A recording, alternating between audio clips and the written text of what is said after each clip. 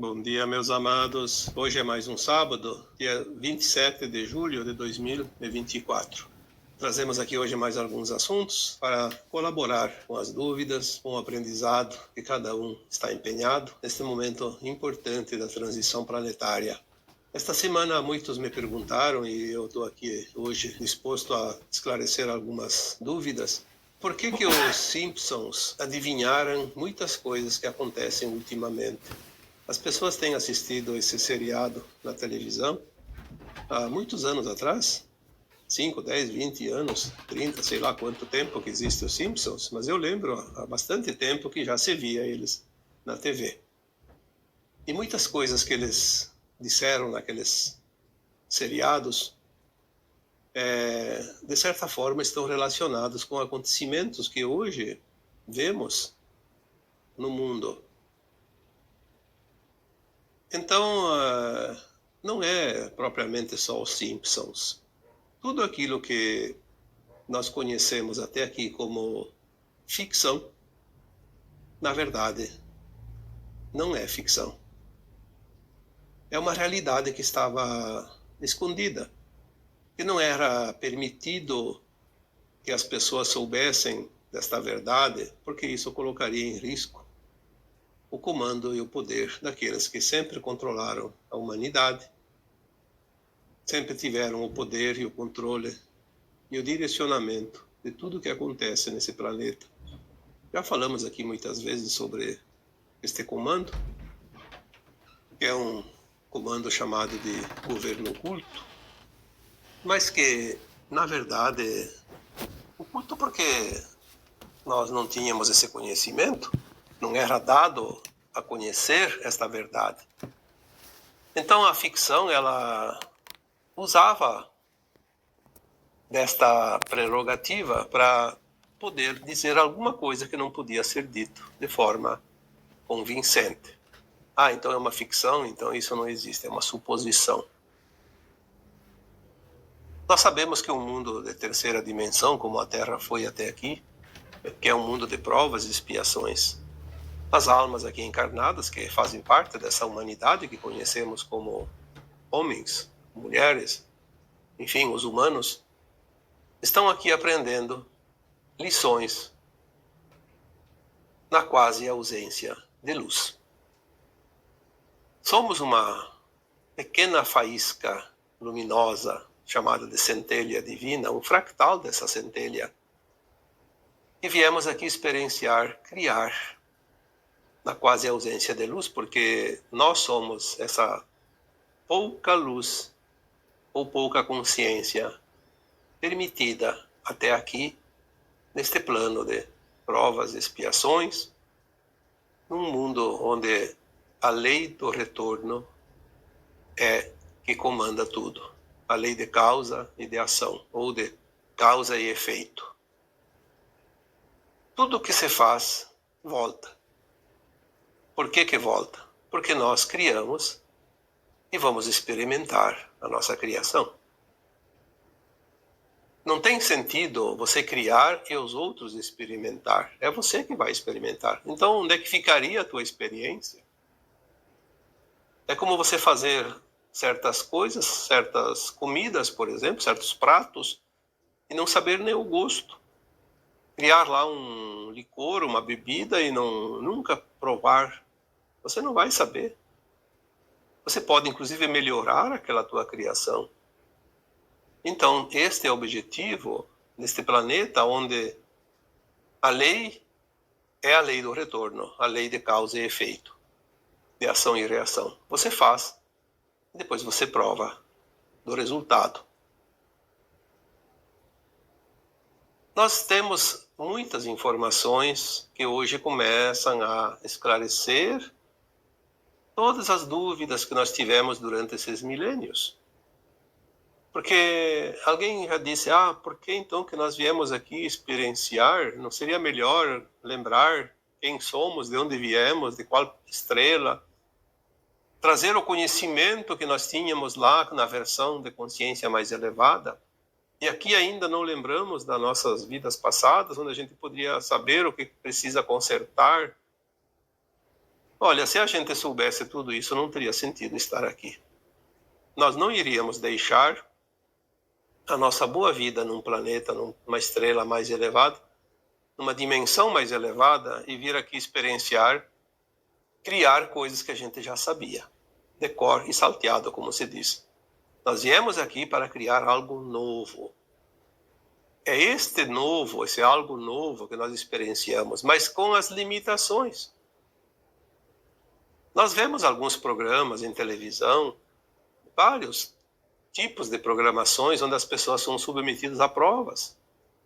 Provas quase que limitadas por certas circunstâncias, e são coisa de dias, semanas, mas nunca um tempo longo.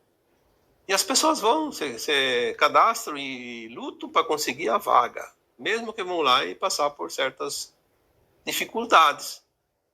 Aí alguém pergunta, por que a alma veio aqui? Ora, é a mesma coisa. A alma veio aqui experienciar, só que aqui ninguém vai ganhar o primeiro prêmio. Todos vão ganhar, todos vão levar o seu conhecimento para todo o cosmo infinito, para a sua mônada principalmente. E aí as dúvidas, por quê? Por quê? Por quê? Porque nós viemos aqui exatamente para criar. Nós somos co-criadores. E nós viemos aqui porque somos os melhores deste universo local. Porque a Terra é, com certeza, a escola mais dura deste recanto do cosmos. Então, desde que há um comando obscuro que dita as regras, é preciso então que nós tenhamos o entendimento de que certas verdades, antes da hora, não são permitidas. E para que se divulgue algo para quem está com olhos de ver e ouvidos para ouvir, que prestem atenção. Então a ficção, de certa forma, foi permitida, porque ela não afetava e não colocava em risco o comando dessas consciências dominadoras. Uma certa ocasião, eu recebi uma informação das consciências mais elevadas que diziam: quando uma pessoa tem um canal mediúnico, ela pode usá-lo para receber informações, seja do bem, ou seja do mal, ou seja da luz ou da sombra. O canal é sempre um meio de comunicação, é um canal, como se diz, um cano, que leva algo. O canal mediúnico nada mais é que um mecanismo de comunicação entre os planos mais elevados e esse plano físico limitado. É certo que nos planos mais elevados também tem sombras. Por isso nós temos as experiências das entidades que aqui estavam, que não eram físicas, estavam numa dimensão superior, porém ainda naquela faixa de frequência da não-luz. Porque sempre existiu isso, essa reciclagem, e aqui na Terra é o seu reduto final nesta galáxia, porque a partir de agora a galáxia está liberta do mal. Não da dualidade, porque a dualidade não precisa ser bem e mal, apenas luz e ausência de luz, mas sem a maldade, sem aquilo que traz dor e sofrimento para quem quer que seja. Nesta informação que eu recebi, dizia que quando uma pessoa tem mediunidade, ela traz uma mensagem, seja através da psicofonia, que a gente chama de incorporação, seja através da psicografia, que é a escrita, da clarividência, da clareaudiência, enfim, tantas formas. Mas tem muitas pessoas que não expressaram a sua mediunidade em lugar nenhum, mas conseguem expressar através de um escrito, de um livro, de um roteiro de cinema, de uma mensagem qualquer. Inclusive, num roteiro para um filme de ficção, como era conhecido. As verdades, como as mentiras, elas podem ser canalizadas de consciências fora da pessoa que está colocando o seu trabalho naquele momento. Então, tanto um filme bom quanto um filme considerado ruim em termos de informação são mensagens trazidas.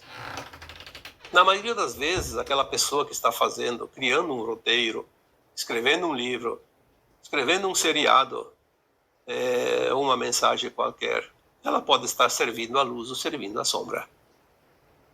Como a luz não podia se manifestar até então, ela usava-se desses artifícios como ficção científica. Não tem comprovação, é uma miragem, é uma possibilidade, mas é como se fosse uma fantasia. Então assim passava. Muitos seriados se utilizaram desta artimanha. E o Simpson não foge à regra. Eu acredito que aquele que desenvolveu o roteiro dos Simpsons, ele tinha mensagens do alto.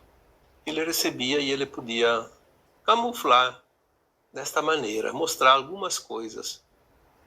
Porque se eu recebo uma informação hoje de algo que vai acontecer mais adiante, como tantos áudios e textos que eu já coloquei publicamente aqui nas minhas redes,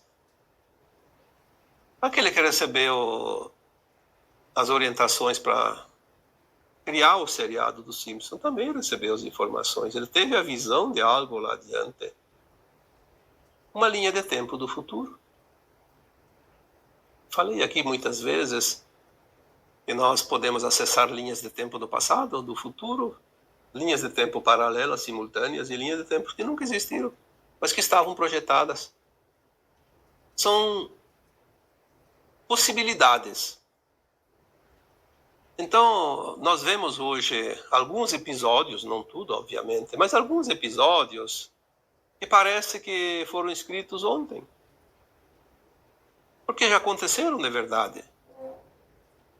Claro que nem tudo o que se vê nas redes sociais é verdade, tem muita coisa inventada, mas sim, se você assistiu Simpson, você viu algo que, se você lembrar, que tem relação com algo de vez em quando que acontece agora. Então essa seria a explicação. Por quê? Não é que os Simpson previram. Quem escreveu estava numa linha de tempo lá adiante que ele previu. Assim como os profetas, as profecias, naquele momento profetizado, a linha de tempo estava configurada. Pode acontecer, pode não acontecer. Os Simpsons também não acertam tudo. Algumas coisas, apenas dentro de tantos episódios, um ou outro tem uma coincidência com o fato que acontece agora. Porque as coisas mudam. Quantas vezes eu já disse? É como uma previsão de tempo. O prognóstico indica que vai chover daqui 5 dias. Mas algo acontece nas mudanças das pressões atmosféricas, dos ventos, da temperatura, e a chuva pode se concretizar, pode não se concretizar. Uma frente fria pode ser desviada, pode ser levada para alto mar, desviada do continente e assim por diante. Porque no momento que é feita uma previsão, está configurada aquela previsão, que pode mudar depois, de acordo com circunstâncias. E as linhas de tempo são assim.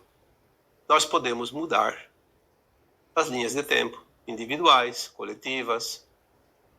Obviamente que tem algumas linhas que se configuram e não podem mais ser mudadas, porque se concretizou, está em andamento.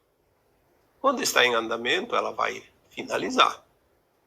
Ela precisa finalizar para que uma outra linha se configure. E não somente os Simpsons, mas teve alguns outros episódios, né, escritos, falados, profetizados, que de vez em quando se concretizam. Não há mistério nisso. Todos nós sabemos que há uma visão fora dos nossos olhos, que é a nossa visão de alma, as nossas frequências mais elevadas, que nos permitem ver o futuro. Na quinta dimensão, nós vamos saber sempre o futuro. Vamos lembrar todo o nosso passado. Na quinta dimensão não terá como hoje o passado e o futuro, será sempre o agora, porque nós estamos sempre ligados àquilo que foi e àquilo que vai chegar. É uma outra consciência, sem o limite da terceira dimensão. Então, espero que essa parte esteja então esclarecida, porque tem mais algumas coisinhas aqui que hoje nós vamos colocar. Uma outra dúvida bastante levantada ultimamente é o que acontece com as pessoas que passam pelo estado de coma. O que acontece com aquela pessoa que fica lá dias, semanas, meses, até anos, num estado vegetativo? Bom, para resumir numa frase, eu diria, é a mesma coisa que acontece quando a pessoa está dormindo. A alma está solta, livre. Ela vai aonde ela quiser. Ela está ligada ainda ao cordão de prata, como aquela que pertence a um corpo que dorme. Então ela não pode ainda se libertar definitivamente. Só quando chega a hora, então é cortado esse cordão de prata e ela se liberta. Então o corpo morre, como se conhece a morte. No estado de coma, a alma ela está praticamente o tempo todo na quarta dimensão, ou até dimensões superiores. A diferença do sono é que no coma, a alma está consciente daquilo que também acontece ao seu redor. Ela tem um entendimento, ela percebe. Por isso que às vezes quando nós nos aproximamos de uma pessoa que está em estado de coma, é preciso cuidar até os pensamentos, porque ela lê os pensamentos. Ela sabe quem está ali, ela sabe quem é você, sabe quem sou eu, sabe quem é a pessoa que se aproxima. E ela, além de ouvir as conversas, ela também lê os pensamentos, porque ela está num outro estado de consciência. Além da matéria, além da limitação física. Na verdade, a alma que está em coma não sofre. Essa é também a mesma sensação de quando a gente está dormindo. Mesmo que você tenha uma doença, uma dor muito forte no teu corpo físico, no momento que você dorme, você não sente a dor. Não sente a dor no físico. E a alma também não sente, porque a alma não tem corpo físico, ela está num corpo físico. Muitas vezes a alma, estando num corpo que está em coma profundo, ela passa por uma avaliação como se fosse uma avaliação do pós-morte, o pós-desencarne, no além-túmulo.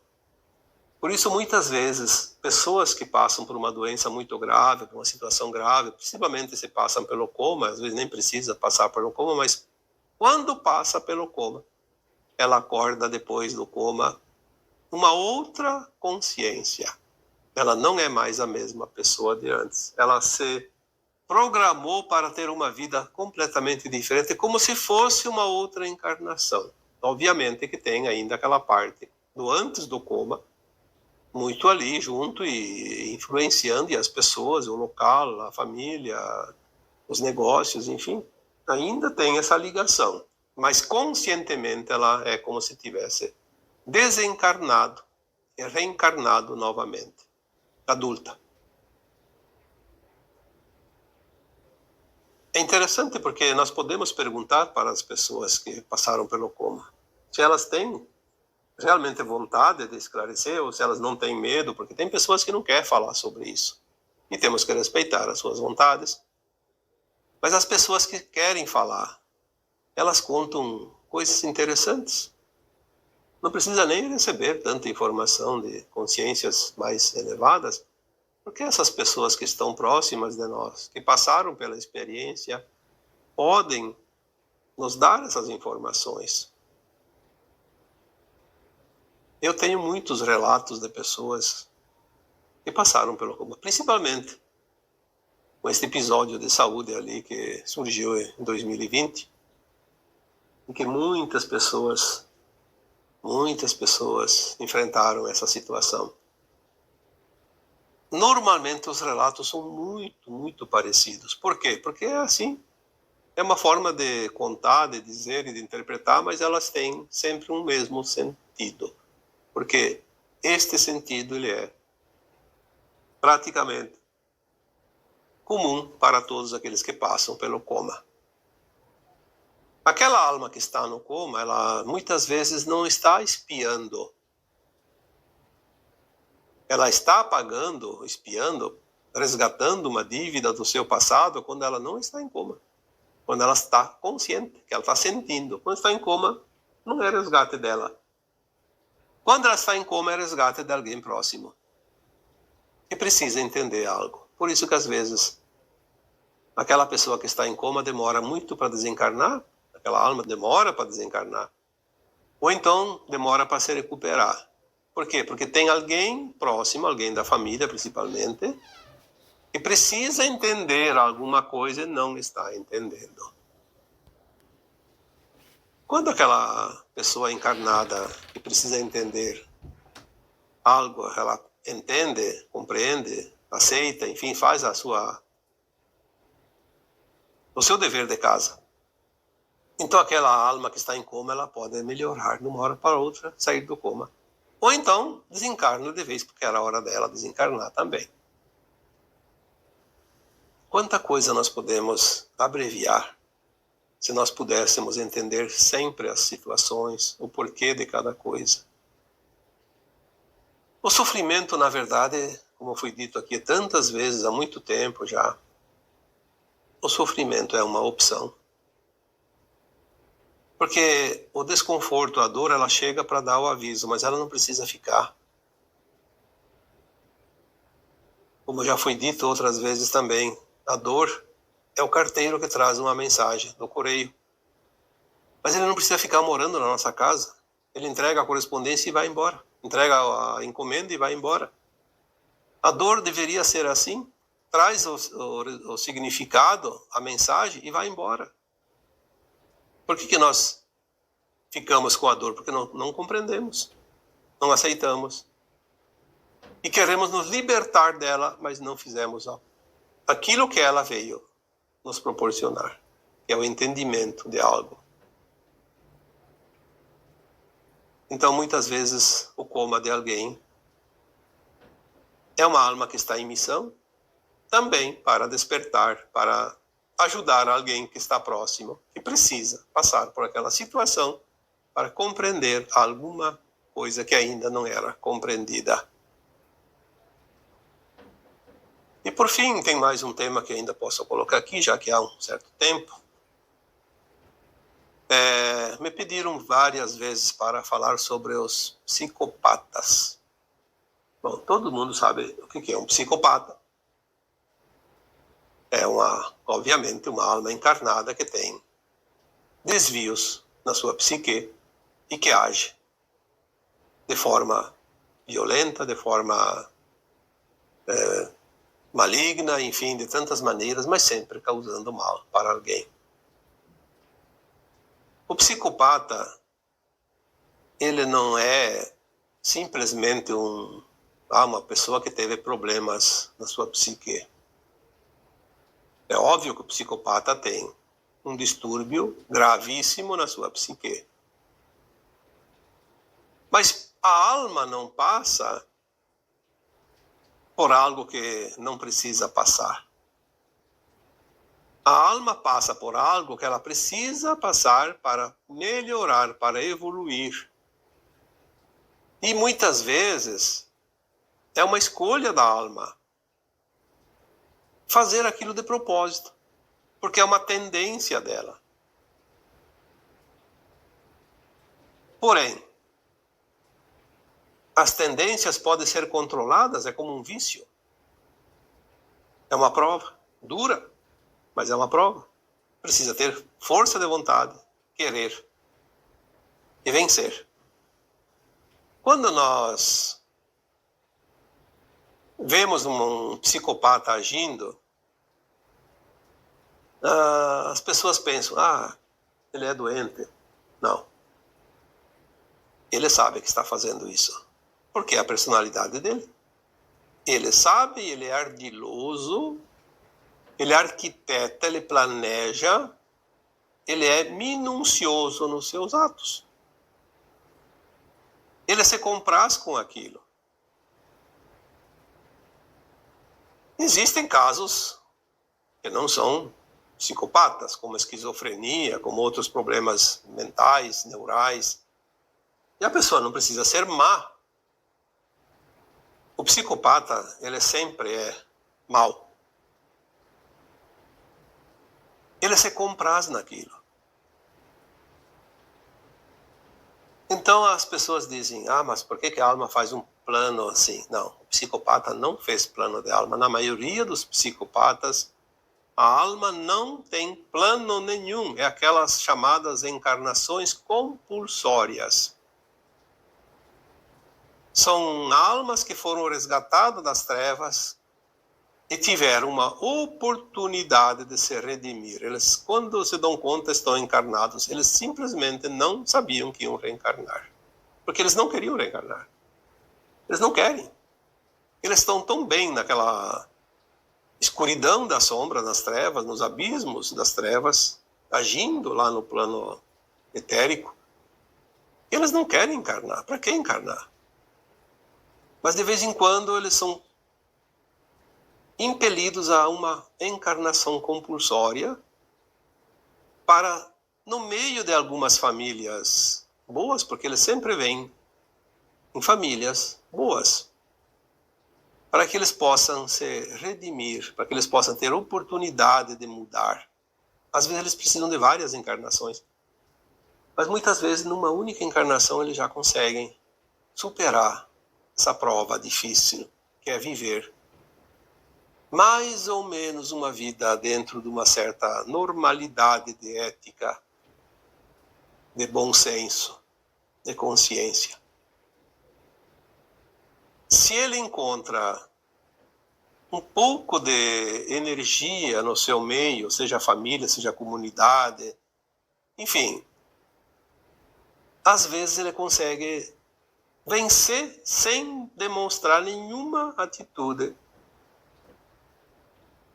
do mal. Ele se compraz, ou pelo menos a alma dele se comprazia antes de encarnar.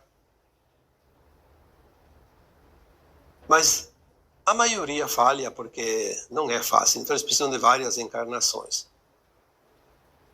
Nós temos algumas informações que dizem que a partir de 1950, alguns milhões de almas vieram para esse planeta encarnar